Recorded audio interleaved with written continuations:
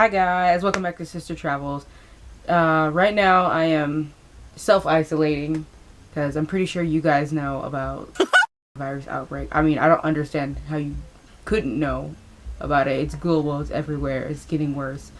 But today I'm going to be talking about my scary experience at the hospital. So the other day my mom had to go to the hospital. It wasn't anything virus related. It was just something really concerning. I'm not sure if she wants me to share with you guys what was going on with her, but we had to go to the hospital. And so when we decided to go to the hospital, it was really scary because, like, you know, the virus, and I'm pretty sure anybody who has it that's in the city that I live is probably going to be there getting like checked out or whatever.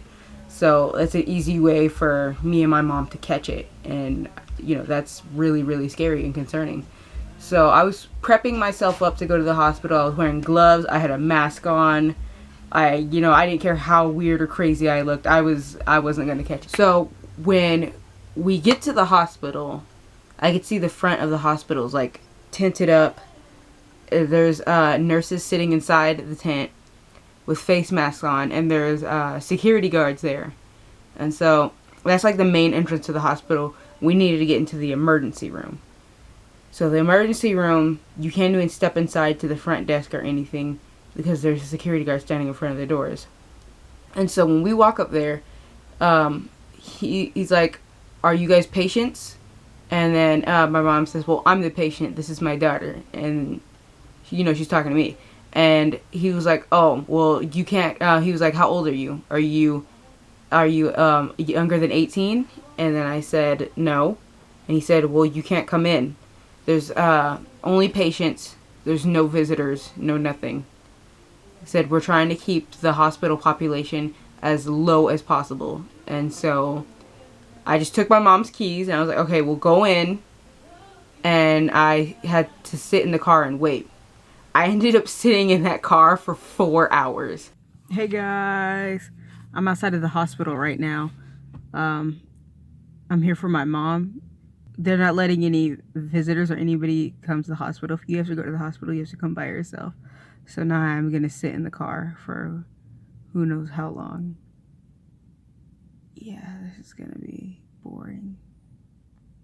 And so, like, we got there around 5, and I was just watching, like, the sun go down. I was like, I'm going to be in this car in the dark. You know, I could turn the lights on, but I still don't want to be sitting in the parking lot in the dark for, like, a long time. But, anyways, the struggles really started happening for me was, when I had to use the restroom. Okay, guys, still in the car. It is currently 7:22. We got in around 5, and I gotta pee. I don't know what to do. There's like no places around it. Like everything is like a medical place. Like, and it looks like the places are kind of close. They're like office buildings. I don't know how else to go in there. All right, I don't know what to do. Maybe I'll pee in a bottle or something. Okay, guys, I've decided I'm gonna do it. I'm gonna pee in a bottle. I need to make sure the coast is clear. I'm gonna choose this water bottle, but I need it to be bigger. So I'm gonna take my mom's keys, and she has this thing disguised as a key, but it's really a knife. I don't know if you guys can see it. Yeah. And I'm gonna cut the thing open, so. This is survival vlog / I hope you guys can see. Should I start the car?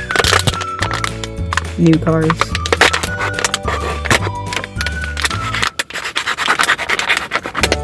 Alright, so far you guys are watching me make my toilet.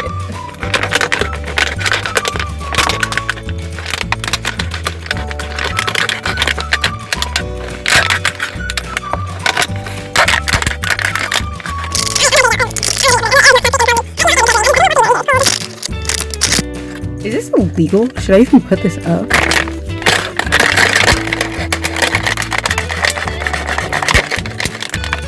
Should I just try to rip this off? I'm gonna pee in my mom's car and she's gonna be pissed. She's gonna be pissed that I pissed in her car. So obviously that was a joke, and I had to go find a real restroom. They wouldn't let me inside the hospital at all. I walked to the main entrance of the hospital, and then I asked, oh well, can I just come in to use the restroom? And they're like, sorry, we cannot let anyone in unless you are a patient. And which I'm not. I have no problems. I'm not a patient. So they were really nice about it. They weren't, you know, they weren't rude or anything. And so they actually directed me to like other places, like different fast food restaurants that were like, you know, a few blocks down. So I had to walk to the fast food restaurants to use the restroom. It was completely dark because everything is closed. I just had a few street lights for light. I was just like, you know, watching a few YouTube videos for comfort. And the road, they were doing like, they were building a road right there. They're rebuilding it, you know, so there's just piles of dirt, which I had to cross over in the dark just to cross the street because the street lights were broken. And so I spotted a Del Taco, and I was like, yes, Del Taco. What's it called? So I went to the Del Taco, you know, after crossing that dark dirt road. It was really scary. And there was like nobody in the parking lot. There was like nobody around. It was really quiet. I mean, everything was like lit up as if they were open, but there was nobody. It was like a ghost town. It was really creepy. And I had my face mask on, and then I had my wet wipes. I was like, my disinfectant wipes, and I was ready. But I opened the door with my disinfectant wipe actually. But what's it called? I went in there. There's absolutely not a single soul in Del Taco. There's one lady in the back who saw me wearing a face mask, and she kind of went towards the back, like, I don't want to help this girl. No, I don't want to get her in trouble. But anyways, I went to the restrooms, and the restrooms on the door, they both say vacant. And so I tried to like open the doors, and the doors are locked. Both of the doors are locked. There's absolutely, no, wait, hold on. When I say both of the doors, I don't mean I tried to get into like the women's restroom and the men's restroom. They were both unisex bathrooms. But yeah, the doors were locked, and I was gonna ask the lady who was in the front, like, why are the doors locked? But then, like, you know, I kind of already know the answer, that they're not letting anybody in. And plus, you know, when she saw me, she kind of ran. But so there was a Taco Bell that was like you know, just a few feet away. So I just decided to go to the Taco Bell instead. And so I walk to the Taco Bell, and their whole lobby is just closed. Oh yeah, but it was like 7. It was almost 8. 7, almost 8. And you know the Taco Bell lobby is still open there usually when there's not a huge pandemic. But yeah, I couldn't get in there, and I really had to pee at this point. I really had to pee. And so I had to walk a few, like, I think across the street there was a Chevron, and plus like this deli place that I've never heard of. And I went in there, like, when I was going, I could see like the lady. I hadn't even gotten into the building yet. I was just like, the lady could see me through the glass doors coming, and she saw that I had a face mask on, and I could see, like, you know, her face just go white a little bit. Everybody, if you wear a face mask, you would know, like, when you walk into somewhere, everybody thinks you have it. Like, if I'm wearing a face mask, that means I'm trying not to get it. I heard that they're not effective, but I don't care. I'm still wearing one. But anyways, I asked her, like, at this point, I asked her, are you guys restrooms open? Do you guys, you know, you let anybody use the restroom in here? And she was like, oh yeah, they're just right there. Just turn to the left. And I was actually like the place, it looked really clean, and it smelled like Lysol and bleach everywhere, like throughout the whole freaking Chevron. It just smelled really clean. And so even though, you know, it smelled clean, I wasn't, you know, I'm still gonna disinfect everything that I touch. So I went to the restroom, and I was so freaking proud. By the way, I was like, the whole walk up there, I was talking to my cousin because I was so scared because it was dark and it was quiet. And I mean, I don't think anybody's gonna try to rob anybody during the outbreak, because you touch that wallet and that wallet might have the it's not worth it. But I had to walk back up there, and then like it was so eerie because I'm not used to having everything be so quiet and dark.